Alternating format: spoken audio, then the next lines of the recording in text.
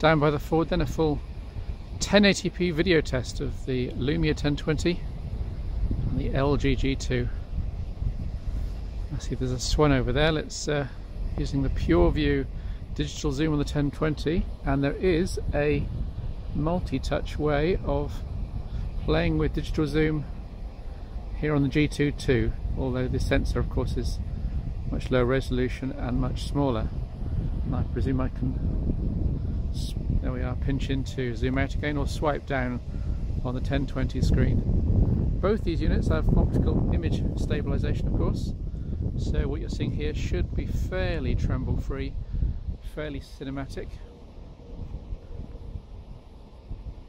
The colours on the screen look rather more saturated on the AMOLED screen on the 1020 of course, but both are very visible outdoors in this light.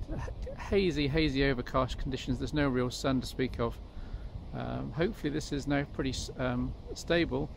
The absolute test of OAS of course is what happens when it's zoomed in, so let's zoom right in on the 1020 and look at those steps, and again on the G2 we'll try and get the zoom into roughly the same magnification and look at the stability and the detail, and make your own minds up there. Stereo audio of course. I'll try and pinch it again.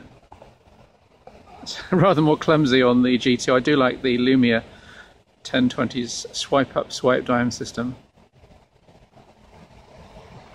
And the swan we saw just now coming back into view further down the river. Again, try and keep the cinematic, and let's put in some pure view zoom there for extra smooth, extra high detail on the Lumia. Again, we'll try and match that on the G2, but again, make your own mind up.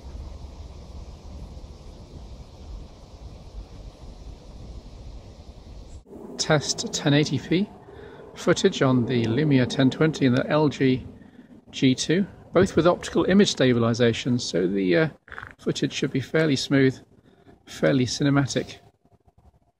Of course, the extra zoom, pure view zoom, lossless digital zoom on the 1020 does mean you can get a lot more detail without too much degradation.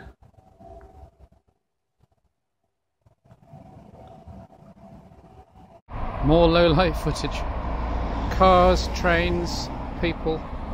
Very low light here, but a floodlit building, which should prove useful. Certainly for the autofocus to kick in on the G2 and the Lumia 1020. Just hear my car ticking over in the background.